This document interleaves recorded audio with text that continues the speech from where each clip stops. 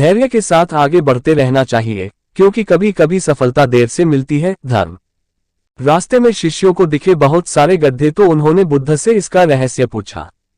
कुछ लोगों को कड़ी मेहनत के बाद भी आशा के अनुरूप फल नहीं मिल पाते हैं और निराशा बढ़ने लगती है। ऐसी स्थिति में सकारात्मकता बनाए रखनी चाहिए और मेहनत में कमी नहीं करनी चाहिए। इस संबंध में गौतम बुद्ध से जुड़ा एक प्रसंग प्रचलित है, जिसमें सुखी जीवन और सफलता पाने के सूत्र छिपे हैं। अगर इन सूत्रों को जीवन में उतार लिया जाए तो हम कई परेशानियों से बच सकते हैं और अपने लक्ष्य तक पहुंच सकते हैं। यहाँ जानिए वह प्रसंग जिसमें बताया गया है कि हम कैसे सफल हो सकते हैं। प्रचलित प्रसंग के अनुसार एक बार अपने शिष्यों के साथ किसी गांव में उपदेश देने जा रहे थे। गांव पहुंचने से पहले रास्ते में उन लोगों को जगह जगह बहुत सारे गड्ढे खुदे हुए दिखाई दिए। महात्मा बुद्ध का एक शिष्य इन गड्ढों को देखकर सोचने लगा कि इनका रहस्य क्या है। उसने अपने गुरु बुद्ध से पूछा कि तथागत कृपया मुझे इन गड्ढों का रहस्य बताएं, एक साथ इतने सारे गड्ढे किसने और क्यों खोदे हैं। गौतम बुद्ध ने शिष्य को जवाब दिया कि किसी व्यक्ति ने पानी की तलाश में इतने सारे गड्ढे खोदे हैं। अगर वह धैर्यपूर्वक एक ही जगह पर गड्ढा खोदता तो उसे पानी अवश्य मिल जाता, लेकिन वह थोड़ी देर गड्ढा खोदता और पानी न मिलने पर दूसरी जगह गड्ढा खोदना शुरू कर देता। इस कारण उसे कहीं भी पानी नहीं मिला। बुद्ध ने शिष्यों को समझाया कि अगर कोई व्यक्ति किसी काम में सफल होना चाहता है तो उसे कड़ी मेहनत करनी होती है, लेकिन कड़ी मेहनत के साथ ही स्वभाव में धैर्य होना भी जरूरी है। कभी कभी लंबे समय तक मेहनत करने के बाद ही सफलता मिल पाती है। ऐसी स्थिति में व्यक्ति को धैर्य बनाए रखना चाहिए, वरना सफलता नहीं मिल पाती है। एक बार महात्मा बुद्ध ज्ञान प्राप्ति के लिए घोर तप कर रहे थे।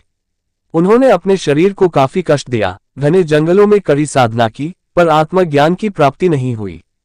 एक दिन निराश होकर बुद्ध सोचने लगे, मैंने अभी तक कुछ भी प्राप्त नहीं किया, अब आगे क्या कर पाऊंगा। निराशा और अविश्वास के इन नकारात्मक भावों ने उन्हें क्षुब्ध कर दिया। कुछ ही क्षणों बाद उन्हें प्यास लगी। वह थोड़ी दूर स्थित एक झील पर पहुंचे। वहां उन्होंने एक दृश्य देखा कि एक नन्ही सी गिलहरी के 2 बच्चे झील में डूब गए हैं। पहले तो वह गिलहरी जड़वत बैठी रही, फिर कुछ देर बाद उठकर झील के पास गई। अपना सारा शरीर झील के पानी में भिगोया और फिर बाहर आकर पानी लगी।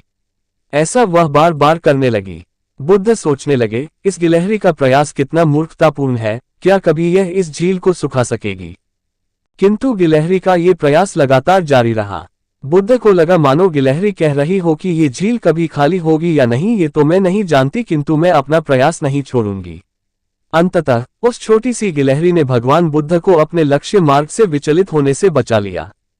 वह सोचने लगे कि जब यह नन्ही गिलहरी अपने लघु सामर्थ्य से झील को सुखा देने के लिए दृढ़ संकल्पित है तो मुझमें क्या कमी है, मैं तो इससे 1000 गुना अधिक क्षमता रखता हूँ। ये सोचकर गौतम बुद्ध ने सबसे पहले गिलहरी के बच्चों को डूबने से बचाया और पुनः अपनी साधना में लग गए और इतिहास गवाह है कि एक दिन बोधि वृक्ष के तले उन्हें ज्ञान का दिव्य आलोक प्राप्त हुआ। पता चला जीवन प्रतिदिन की तरह भगवान बुद्ध भक्तों को उपदेश दे रहे थे। तभी एक व्यक्ति उनके पास आया और बोला, भगवान, लोग शांति चाहते हैं पर चारों ओर शांति कहीं नहीं है, उन्हें शांति नहीं मिलती क्यों। बुद्ध ने मुस्कुराते हुए विनम्रता से जवाब दिया, ऐसा तुम्हें लगता है, ये तुम्हारा भ्रम है, लोग शांति चाहते ही नहीं। बुद्ध से उस व्यक्ति को कैसे जवाब की उम्मीद नहीं थी। उसने तुरंत उत्तर दिया, यह आप क्या कह रहे हैं, हर व्यक्ति शांति का भूखा है और हर पल उसकी खोज में ही लगा रहता है। उस समय आश्रम में बहुत भीड़ थी। लोग बैठकर बुद्ध और उस व्यक्ति के बीच के वार्तालाप को सुन रहे थे। तभी बुद्ध ने एक आदमी को बुलाकर पूछा, कहो भाई, तुम क्या चाहते हो। वह व्यक्ति बोला, भगवान, मेरा परिवार काफी बड़ा है, आमदनी कम है और हर समय धन के लिए किल्लत मची रहती है, बस कुछ धन मिल जाए तो जीवन सुखी हो जाए। तब बुद्ध ने पहले आदमी से कहा, देखो, शांति कोई नहीं चाहता, सबकी अपनी अपनी इच्छाएं और आवश्यकताएं हैं, उन्हीं की पूर्ति की वह हर पल कामना करते हैं। ये कहकर बुद्ध चुप हो गए। वह व्यक्ति भी चुपचाप चला गया। उसके सामने जीवन का सत्य उजागर हो गया था। दोस्तों, वीडियो को लाइक भी करते चले।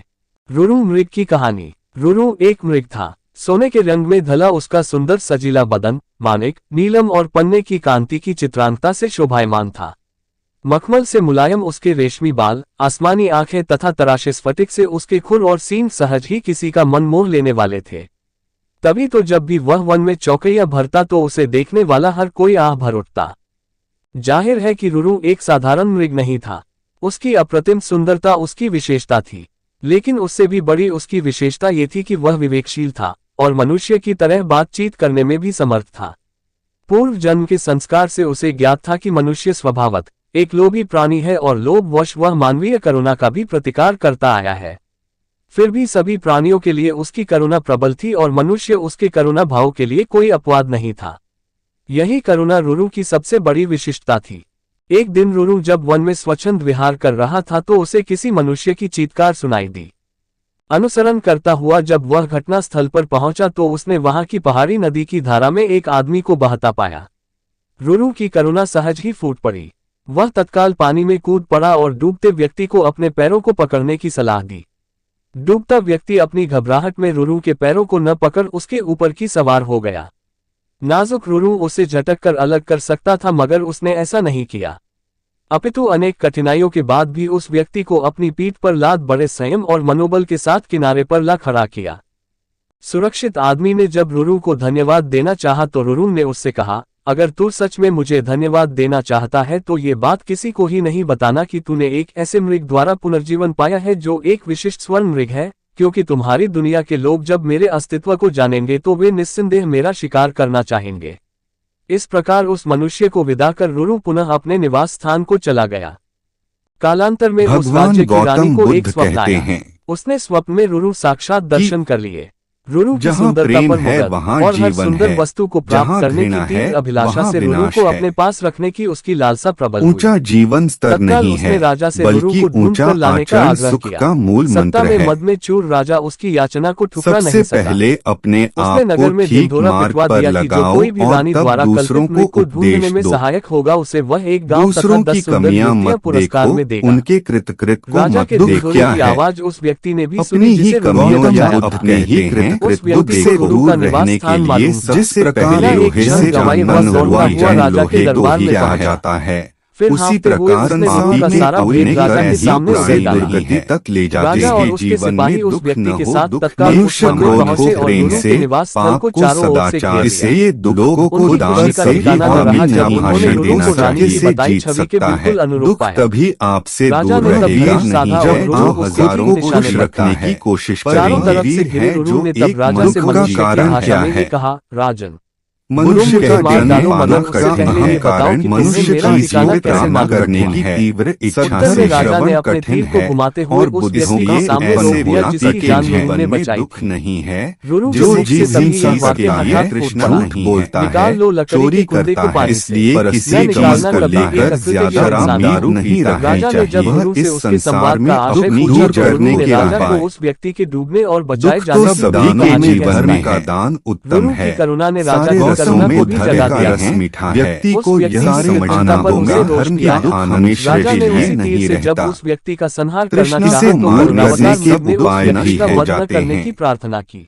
दुख के निवारण को लेकर क्या हंसे हैं या खुशी है को दूर रखने के लिए व्यक्ति को हमेशा के जल रही मार्ग को जलाना चाहिए और सन्मार्ग पर चले जाए तुम प्रदीप की खोज। इससे उसे कभी दुख नहीं होगा। ज्ञान बिना ध्यान नहीं, वीडियो को बिना ज्ञान नहीं।